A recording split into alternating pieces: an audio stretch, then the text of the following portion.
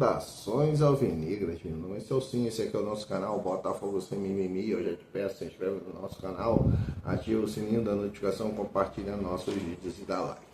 Muito like é a linguagem do YouTube, é assim que o nosso canal vai ter aquele crescimento, graças à sua participação, graças à sua interatividade, graças a seu like. Lembrando, aqui nós só fazemos um conteúdo por dia e aqui nós só falamos do Botafogo.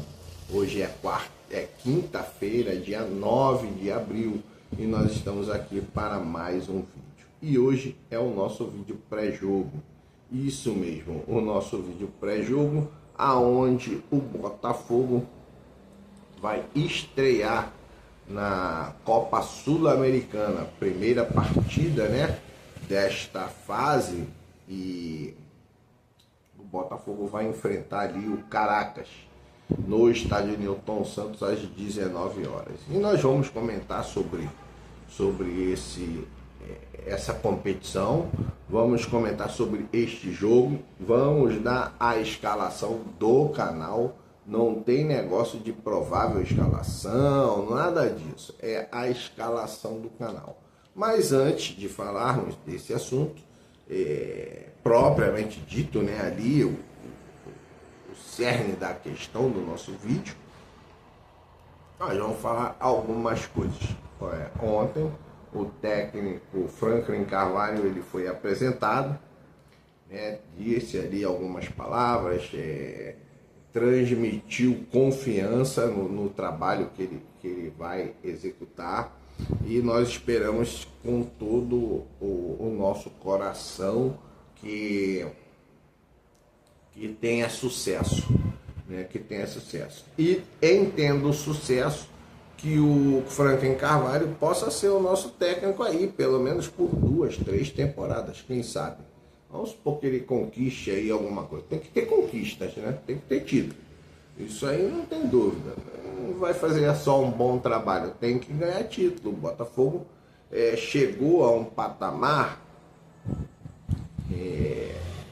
que os títulos são importantes para manter o time rentável, para manter o time rentável, para manter o time dentro de um patamar de igualdade com os times da primeira prateleira. O Botafogo está na primeira prateleira ainda, correto? Dos times do Campeonato Brasileiro, dos times brasileiros, o Botafogo ainda está na primeira prateleira em matéria de elenco. Eu estou falando isso em matéria de elenco. Em matéria de clube, nós sempre vamos estar na primeira prateleira. Nós vamos sempre estar nos lugares mais altos, porque é o Botafogo. Historicamente, ninguém pode contestar a história do Botafogo. Mas, esportivamente, né, com o resultado, o Botafogo muitas vezes está oscilando. Mas em 2023, 2024, o Botafogo conseguiu ali alcançar esse patamar da primeira prateleira. Tivemos um time muito bom por questões foram detalhes. Ali não fomos campeão em 2023, né? Alguns erros cometidos por parte da administração, da direção da SAF, então não fomos campeões, mas em 2024 fomos campeões de Libertadores e Brasileirão. Em 2025 mais erros da administração, dessa vez erros de administração, erros de scout, os rolos, né, que começaram a pipocar, e em 2025 aí já começamos a cair, mas ainda nos mantendo na primeira prateleira. Conseguimos ali a vaga para pré-Libertadores e não fomos felizes, não conseguimos ali chegarmos à classificação para a fase de grupo da Libertadores, isso já esse ano de 2023, de 2026. Então o início da nossa temporada internacional começa hoje na Copa Sul-Americana. na Copa Sul-Americana. Já é a segunda, é o segundo torneio, né? O primeiro seria Libertadores, tipo a Série B da Sul-Americana, é a Copa Sul-Americana em si. Bom, mas antes de falarmos do jogo ali, cara, o Botafogo está numa situação muito difícil. Eu vi ontem uma explicação do Manel. Eu estava ontem na live até do GG, do Gigante Glorioso. Mandei lá a minha participação, mas infelizmente eles não leram. E o que eu falei, e inclusive está no vídeo de ontem, foi isso, a mensagem que eu mandei para eles, foi exatamente essa, dizendo que, poxa, esse assunto que você está falando, da maneira que você está tratando, é exatamente o que eu falei no meu vídeo de ontem, né? Eu falando para ele no vídeo de hoje do meu canal, que vai ao ar daqui a pouco, eu estou falando exatamente isso aí que você está falando. O John Textor, ele não teve lastro. E aí eu acho assim, fazendo uma análise, dando uma opinião de leigo, cara, eu acho, não sei se foi isso, mas eu acho que cometeram um grande erro na hora de avaliar o John Textor como investidor, porque ele como investidor, ele realmente era uma pessoa que faria bem ao Botafogo, mas deviam fazer mais assim, investigações quanto à questão do lastro do John Textor para adquirir o Botafogo. Por exemplo, hoje eu moro aqui na minha casa, eu tenho a minha casa, mas o que adianta eu ter a minha casa e não ter dinheiro para poder fazer uma pintura, para poder consertar o vazamento que tem ali no banheiro, ou um entupimento na pia da cozinha, ou trocar uma lâmpada, né? Essas são as questões do lastro, né? Você tem condições de suportar algumas adversidades do dia a dia que vão aparecendo para você? Você tem essas condições? Se der errado, se naquele ano você não conseguir arrecadar aquele valor que você imagina, você tem como cobrir essa despesa, né? Então, eu acho que nesse ponto aí, eu acho que houve uma falha. Eu não sei, eu posso estar sendo ali até leviano, né, no caso, mas não é a minha intenção. Mas, cara, nos primeiros momentos de dificuldade, o John Textor já não teve mais condições de manter o Botafogo saudável, cara. Ele só fez meter pé pelas mãos, pé pelas mãos, pé pelas mãos, deixando tudo sob a responsabilidade do Botafogo, colocando sempre o Botafogo como o bote salva-vida dele. E aí o Botafogo foi a cada dia se enrolando mais. Ele foi enrolando o Botafogo a cada dia mais. Inclusive com essa história aí, né, agora mexer no próprio bolso para poder trazer dinheiro novo para dentro do Botafogo. Não, cara, você está fazendo exatamente isso. Você fez isso no momento errado. Você tinha que fazer lá, cara, para pagar as contas da Ares lá. O crédito da Ares, a Ares só está brigando com você por conta que você não está honrando os seus compromissos lá. Se você estivesse honrando os seus compromissos, eles não teriam como fazer o que eles estão fazendo. Porque você ia chegar lá com tudo pronto, com tudo pago, com tudo em dia, e você ia falar na justiça inglesa, olha aqui, ó, aquilo que eu combinei, 100 milhões de euros, está aqui o depósito de 100 milhões de euros, 500 milhões de euros lá na segunda fase, aqui os 500 milhões de euros, 200 milhões de euros, está aqui, está tudo depositado, está tudo direitinho. A mesma coisa dentro do Botafogo. Você fez um investimento inicial, agora você não está fazendo mais investimento nenhum.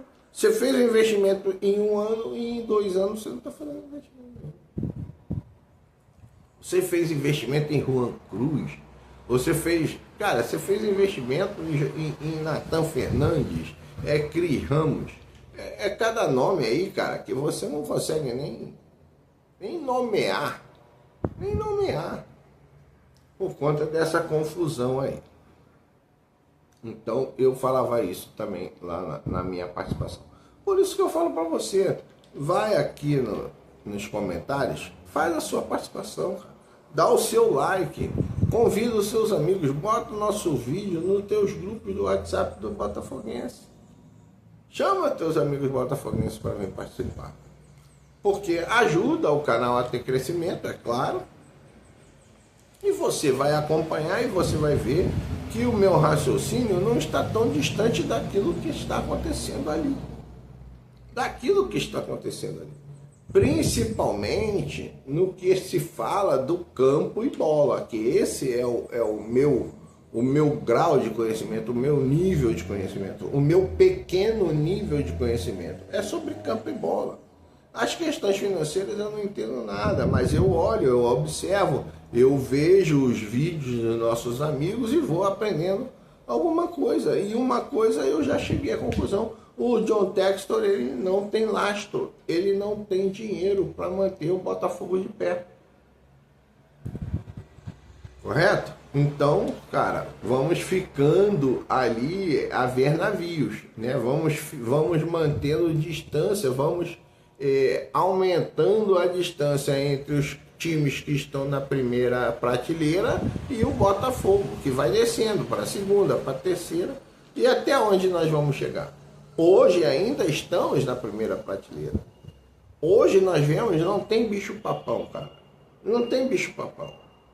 Entendeu? O Palmeiras parece que não venceu. Fluminense, os times que estão na Libertadores estão passando dificuldade. Ninguém venceu com grande margem de diferença. Ninguém fez partidas espetaculares. Não. O Campeonato Brasileiro, porque o time que tem mais pontos, que está na frente, é o time que tem o melhor trabalho fora de campo. Correto? Tanto na parte administrativa quanto na parte técnica. Que tem um trabalho mais longevo, que é o caso do Abel Ferreira. Então é o time que está na frente do campeonato. Mas não é o time que está fora de série. É o time que está competitivo. O Flamengo está competitivo, não é fora de série. São Paulo competitivo. Fluminense competitivo. Assim como o Botafogo também é um time competitivo. Agora tem que ter um trabalho bem feito, tem que ter uma organização e tem que ter a escolha dos jogadores adequados para aquele projeto, para aquela ideia de modelo de futebol. Que Botafogo aí, cara, Botafogo aí não existe. Botafogo nunca jogou no futebol, no Botafogo aí. O Botafogo aí só existe na mente das pessoas. Cada um vê o Botafogo aí de uma forma, entendeu? Então, não existe Botafogo. Existe o Botafogo. Vai jogar um modelo normal. Não temos jogadores para Botafogo aí. Para aquilo que dizem que é o Botafogo aí. Então temos que jogar do jeito que nós temos. Com os jogadores que nós temos. Correto? Então, como eu falava, o Botafogo vai enfrentar hoje o time do Caracas. E na nossa chave, o Racing já venceu o Independente de Medellín. O Racing já conseguiu 3 pontos.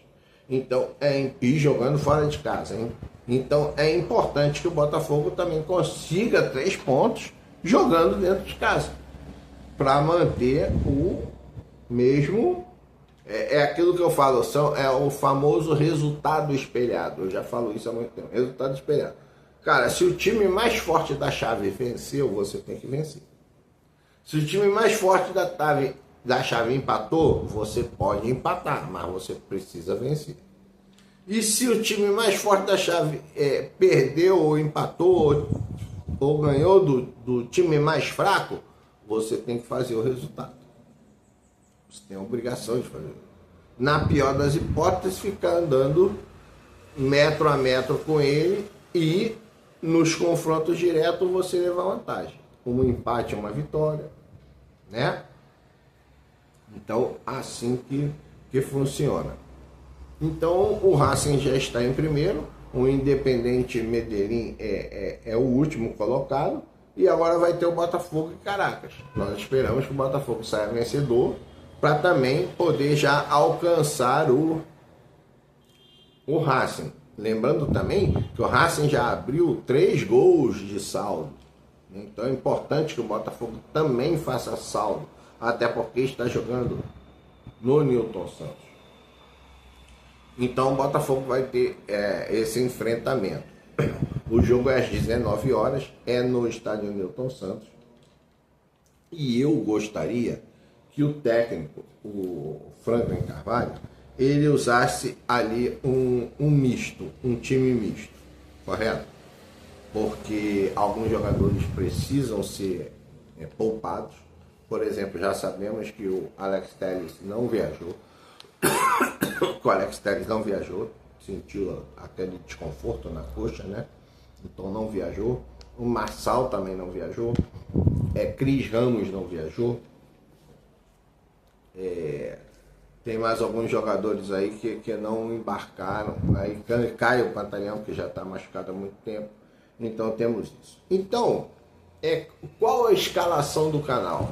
Qual a escalação que o canal iria propor para o jogo de hoje? Cara, não precisa colocar todos os seus titulares começando o jogo. Você pode fazer ali um mistão e depois você vai controlando ali a minutagem de cada um. Bom, então eu iria de Raul, eu iria com Matheus Ponte na lateral, eu iria com Bastos na zaga central, o Ferrarese do lado esquerdo da zaga e o Caio Roque, uma vez que o menino Alex Telles não pôde ir. Inclusive levaria o Johan Hernandes, né? O nosso outro lateral que está no sub-20. Levaria mais um jogador. No meio campo, eu colocaria como volante o Newton. Ao lado do Newton pela direita, o Medina. Correto? O Medina. E também ao lado do Newton pelo lado esquerdo, aí já com um meia um pouco mais avançado, eu colocaria o Barreira. Ou até mesmo o Montoro. Correto? E ali no ataque, fazendo ali o chamado 4-3-3, eu colocaria o Vidalba, o Kadir e o Montoro, podendo fazer esse revezamento. Ou o Montoro na ponta esquerda, ou o Barreira na ponta esquerda. Ou o Barreira como meia avançado, meia ofensivo, ou o Montoro como meia ofensivo. Por conta da qualidade, eu acho que até que o Montoro deveria ficar ali mais centralizado. Como eu falo, para abrir mais a visão periférica do Montoro, para que ele possa distribuir melhor as bolas. O Barreira, nesse caso, ficaria mais para uma recomposição e para uma saída com maior velocidade. Eu colocaria o Botafogo nessa formação. Raul, Ponte, Bastos, Ferrarese e Caio Roque, correto? Newton, Medina e Montoro. Vidalba, Kadir e Barreira. Assim, eu acho que está bem montado o time. Vou repetir, então seria Raul, Ponte, Bastos, Ferrarese e Caio Roque, Newton, Medina e Montoro, Vidalba, Kadir e Barreira. Esse é o time do canal. Mas cara, esse é o time do canal, não tem provável escalação. Mas ele provavelmente vai entrar com fulano. Não, provavelmente quando chegar lá na hora a gente vê, cara. Ele quer o treinador, ele sabe qual jogador que ele vai colocar. Eu colocaria esse time e eu vou repetir para você.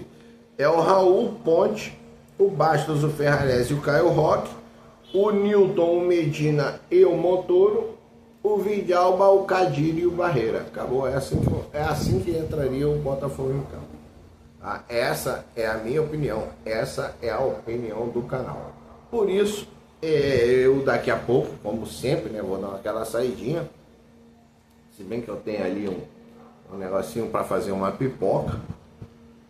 Mas eu tenho inclusive um maracujazinho na geladeira ali que dá para fazer um suquinho à noite. Você sabe, né? Esse jogo do Botafogo tem que ter um suquinho de maracujá, cara, para não ficar nervoso demais. Mas eu vou ficar nervoso do mesmo jeito, mas depois o suco de maracujá vai acalmar um pouco.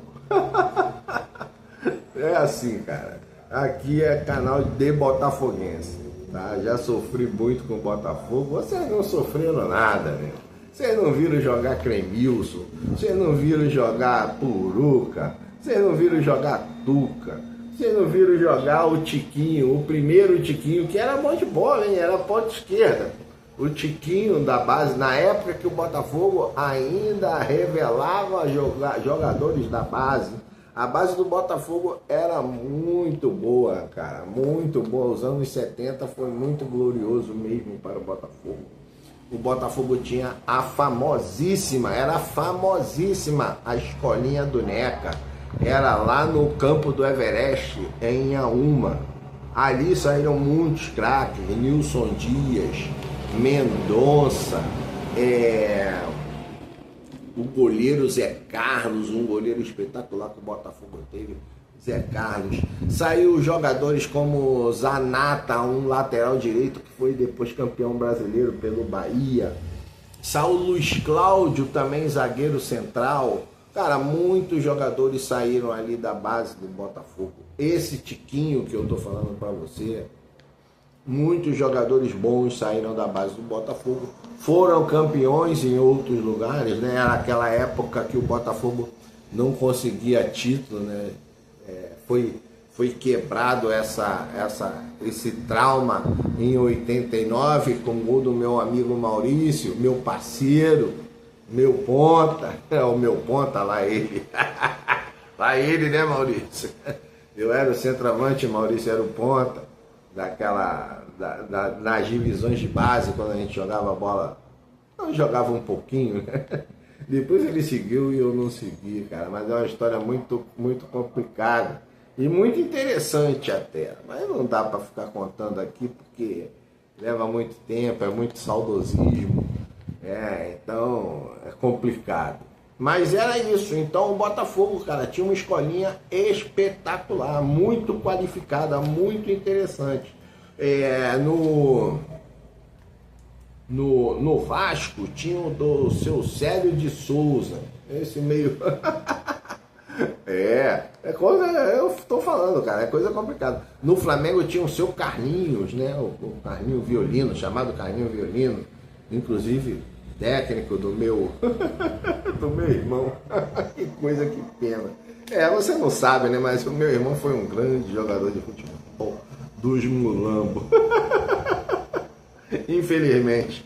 Mas é mulambento, então deixa pra lá. Vida que segue. E assim nós vamos.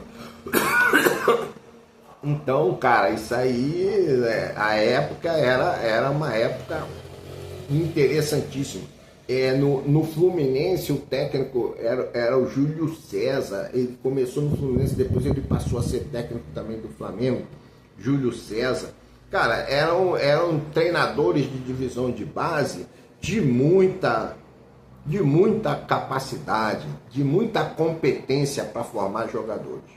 Então, dentro disso que nós vemos que hoje o Botafogo está tentando reaver essa posição, né, de revelar os seus próprios jogadores. Bom, mas nós vamos ficando por aqui. Vamos aguardar aí, ok? Vai nos comentários, compartilha esse vídeo com seus amigos, chama, convida, WhatsApp, vai com tudo. Lá ele. Lá ele. Mas compartilhe os nossos vídeos. Dá like, muito like, like é a linguagem do YouTube, ok? Se você não recomenda o nosso vídeo, pelo menos dá o like, porque aí o próprio YouTube vai recomendar. Isso é muito importante, é o seu like, ok? Então, um grande abraço, Saudações alvinegras.